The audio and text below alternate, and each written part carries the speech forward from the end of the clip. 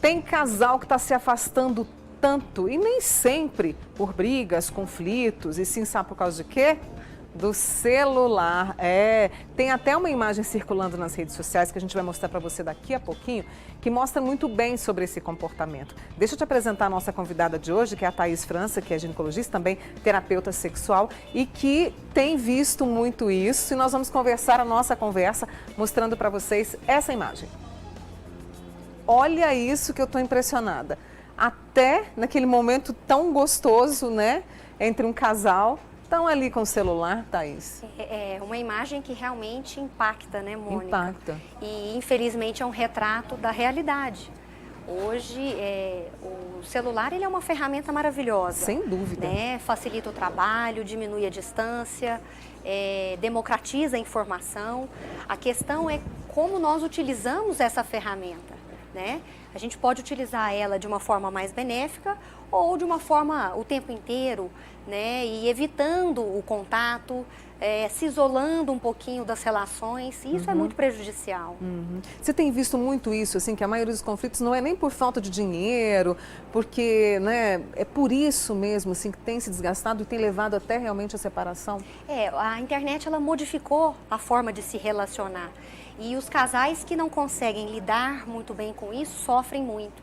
Então, muitos brigam, um ciúme excessivo, né? Às vezes a parceria bloqueia o parceiro, ele não tem acesso às suas redes sociais, isso causa muito desconforto. A forma como as pessoas respondem às mensagens, isso pode também levar a algum tipo de prejuízo. Então, os casais, eles precisam entender as suas questões, dialogar, colocar o que agrada, o que não agrada, né, para poder levar esse relacionamento de uma forma mais tranquila, porque senão vai afastando.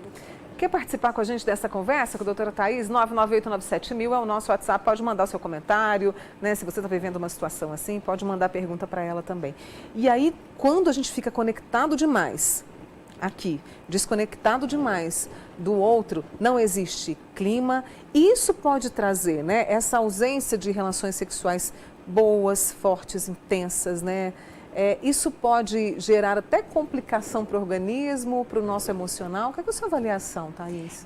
Quando a pessoa está ali focada, né, no celular, na internet, ela deixa de dar atenção, ela muito provavelmente não percebe as lacunas que vão se formando nesse relacionamento, as inseguranças, as incertezas.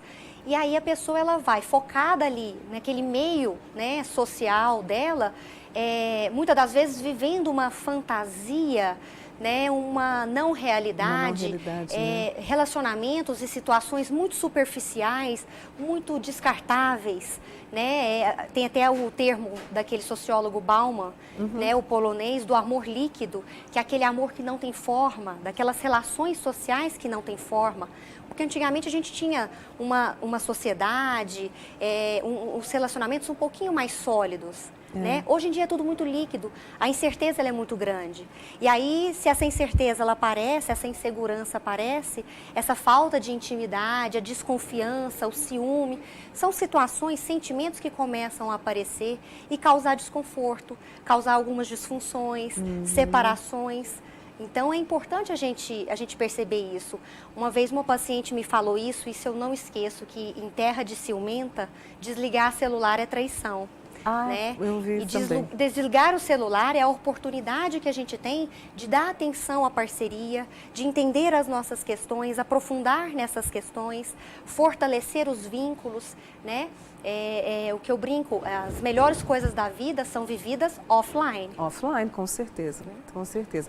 E no caso do casal, para resgatar isso, quem está vivendo esse momento, né, que não tem clima, não tem interesse, o desejo foi por água abaixo, começa-se por uma boa conversa, e o que mais pode ser feito, Thaís? Melhorando o diálogo, né? A conversa ela é fundamental e algumas questões podem ir sendo criadas e combinadas.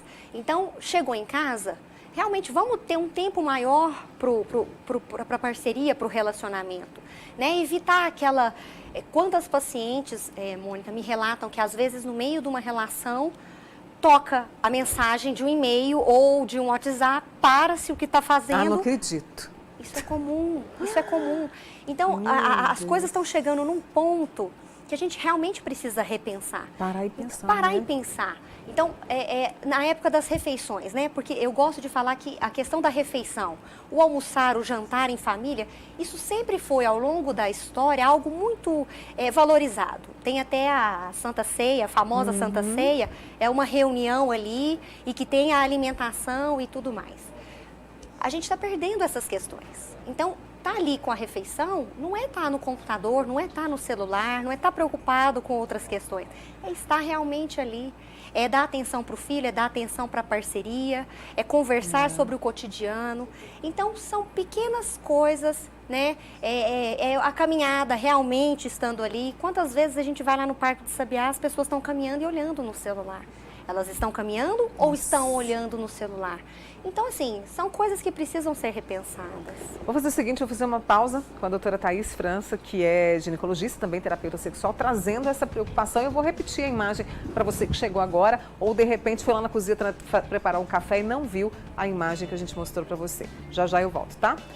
Vamos voltar para a nossa discussão sobre vida de casal e celular? Essa combinação não tem dado muito certo. Até o sexo tem ficado de lado por causa deste excesso. Com a gente a terapeuta sexual Thaís França. Thaís, vou trazer, antes de trazer as perguntas da nossa turma que sempre participa, a gente viu aquela receita de bolo que parece simplesmente uma receita de bolo, mas um casal pode ir para a cozinha e trazer essa magia também da culinária, da atividade física, não pode? Sim, criar um momento a cozinha. dois? Trabalhar esse cardápio, né, a forma, comprar os ingredientes, que começa na preparação aí, né, mas fazer esse alimento juntos, o jantar, o prazer ali em estar reunido e comer e realmente sentir o sabor da comida com uma boa bebida, né, uma boa conversa, atividade física juntos. Né? Assistir um filme, uma roda de conversa, são pequenas coisas que fazem a diferença, são as pequenas coisas que conseguem melhorar essa intimidade, aprofundar nesse diálogo. São coisas simples. São coisas simples, né? Deixa eu trazer agora a turma que está participando conosco. Tem uma amiga nossa que disse assim, Mônica, essa conexão me interessa, ela não está conseguindo se conectar muito, né, assim, com os homens que passam pela vida dela. Ela disse que já perdeu muitos homens por mensagem no WhatsApp. Muita coisa que eu falava, eles entendiam de outra forma. E quando a gente fala de rede social, a gente fala de exposição. Então, a gente precisa entender como que vai ser essa fala, como que vai ser essa postura, né? Às vezes as pessoas entendem de uma outra forma. Como é que a gente, conversando com essa parceria, né?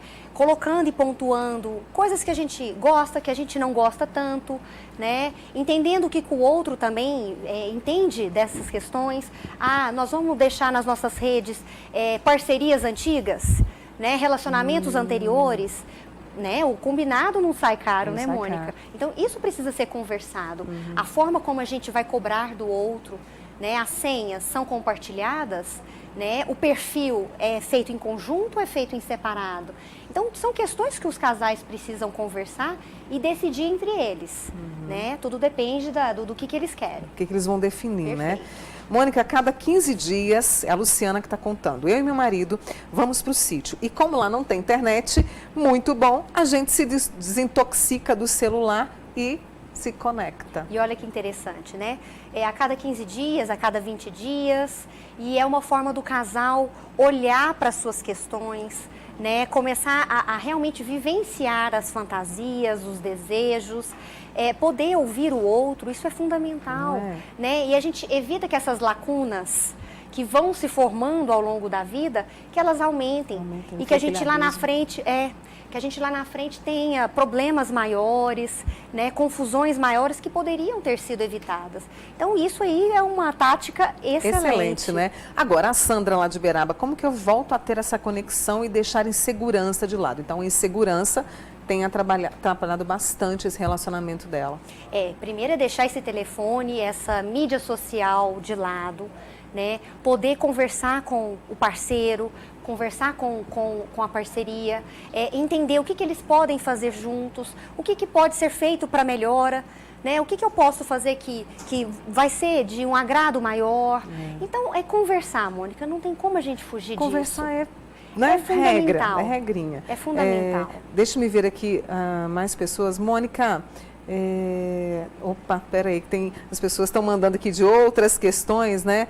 Mônica, a gente fazia tudo junto. Há um tempo eu troquei meu aparelho com a minha ex-mulher e quando fui fazer a restauração descobri a traição dela aí nas conversas de WhatsApp. Se não fosse isso, estaria sendo enganada até hoje. E, gente, eu não li aqui, tá? Então, eu estou trazendo para a Thaís, às vezes não dá tempo de ler.